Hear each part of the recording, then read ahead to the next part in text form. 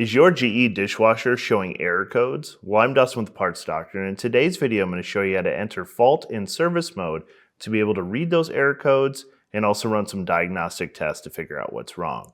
It's super simple. I'll show you step by step, so let's jump right in.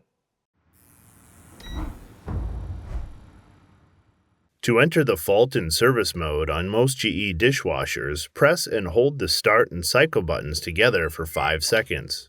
Some models may vary, so if your dishwasher uses a different control panel layout, the button combinations may be different.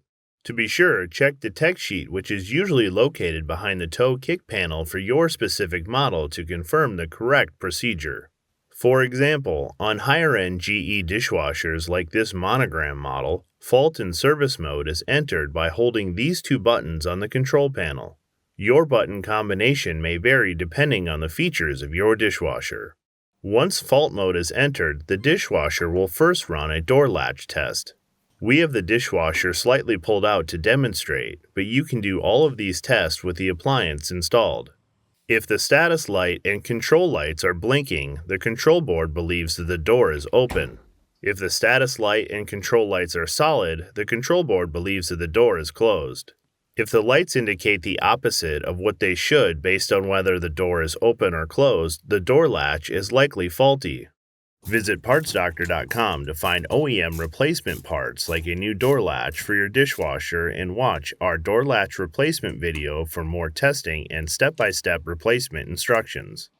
After the door latch test, the dishwasher will display the version number and any stored fault codes. If the display shows a 0, there are no fault codes stored. If fault codes are present, they will appear on the display at this time. Here is a list of the fault codes for this model of dishwasher. Again, yours might vary, but you can pause this video to read the full list.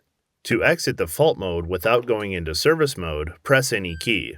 To enter the service mode, press and hold the cycle button for roughly 5 seconds. Service mode allows you to manually run individual components to help diagnose problems with the appliance. A list of available tests can be found on the tech sheet. Here is what this model's tech sheet lists for test modes. On this style dishwasher, each test is identified by a number. The available tests will vary depending on the features of your model.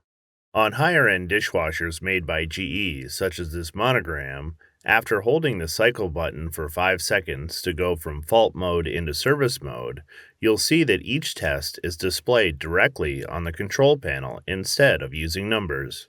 To run a test, press the cycle button until the desired test number appears on the display. Press the start button on the control panel to start and stop the test. We will now go through a couple of tests that apply to this model. Since the dishwasher will not run the tests with an open door, we will use an extra door strike to activate the door latch so we can inspect the inside of the dishwasher during these tests. If you do not have an extra door strike, you can use something to activate the switch in the latch, but be careful as some of these tests will run the circulation pump and may spray water. Test 1 runs the drain pump. The tech sheet stipulates an approximate time that it should take to completely empty the dishwasher's tub from a normal fill level.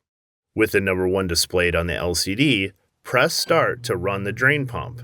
Once you've tested the drain pump, press Start to stop the test. Pressing the cycle button will move the test to number 2. According to the tech sheet, this test activates the water valve. Press Start and water should begin filling the tub. If no water enters during this test, the water valve may be faulty. Press Start again to stop the test and close the valve. On this model, the tub should fill to a normal level in approximately 60 seconds. Test number 3 runs the circulation pump. Please note, if there is water in the tub, the circulation pump will spray water through the wash arms. Test 4 turns on the heating element. Please do not touch the heating element during this test as it can warm up very quickly and may burn you. This test also activates the circulation pump, so if there is water in the tub, the machine will push water through the wash arms. Next, we'll scroll to test number 5, which tests the detergent dispenser. Before starting, make sure the detergent dispenser door is fully closed. Press Start and with the dishwasher's door closed, the detergent dispenser should open. Once the dispenser opens, press Start to stop the test. The rest of the tests on our tech sheet do not apply to this model of dishwasher. Refer to your dishwasher's tech sheet for a full list of tests that apply to your model of dishwasher. To exit service or test mode, press any button on the control panel except the start or cycle button, and the dishwasher will return to normal operation. If these tests help you figure out which new part you need for your dishwasher, you can head over to our website, partsdoctor.com, where we only sell OEM manufacturer certified parts. Search with the model number from the tag on your appliance to see a full list of OEM replacement parts for your specific appliance. Well, that'll do it for today's video. As always, I'm Dustin with the Parts Doctor. Until next time, thanks for watching, and we'll see you later.